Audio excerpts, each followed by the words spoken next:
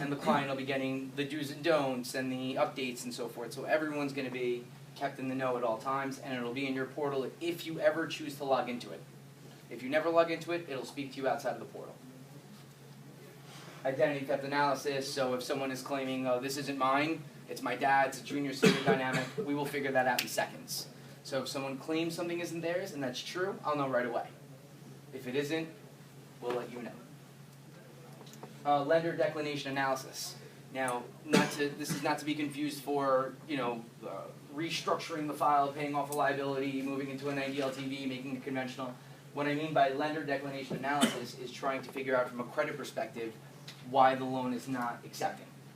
What is the real problem? What's keeping them held back? Is it the trade lines? Is it the length of history? It's not the score, right? The score is good enough, otherwise it wouldn't even be in the system. So we'll try to review and work on the things that make that better.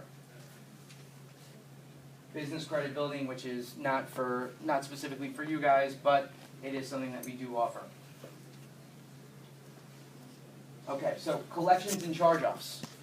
That is considered the low-hanging fruit in the world of credit. Why? Because these, especially collections, buy a debt from a third party. So they don't have all the documentation to support what's on credit. All they do is call and bother people and sell it amongst each other and other things.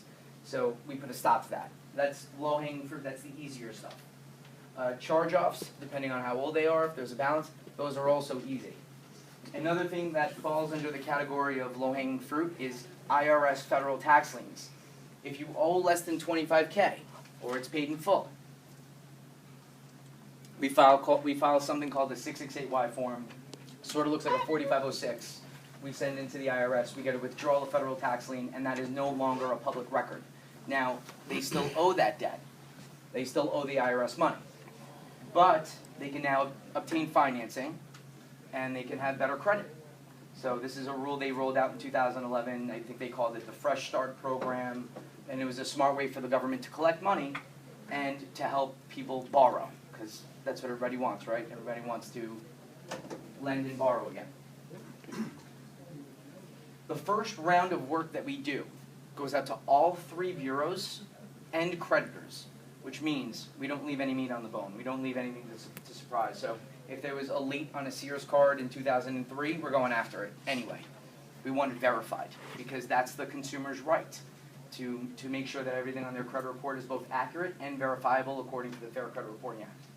So again, we're not looking to wipe off Chapter 13 bankruptcies that happened, but in a lot of cases, things are duplicated, reporting dates are inaccurate, and collection companies change the reporting dates on things constantly to affect score. Something could be 3 years old with a recent reporting date.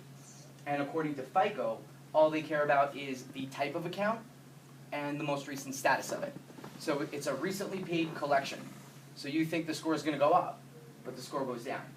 So if we are to pay off a collection, then we want to do it for the purpose of a deletion. If not, we could actually hurt the consumer.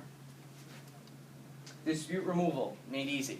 Now, this is something I'm sure Dave's heard a ton about lately, and there was a file that I was working on recently where they actually required the creditor to send in a letter.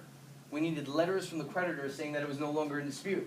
That would have been a full-blown nightmare. So I send everything out to residential to let them know that they've turned that back around, and you no longer need letters from creditors to remove disputes. That letter is signed by a borrower, or they can call the bureaus and disputes can be removed. So it's not as difficult as you may think. This is what I think is the most important part of the entire process. It's the consultation, utilization ratios, secured cars, spousal authorized users. And the reason I say spousal authorized users is because we don't want to bring in authorized users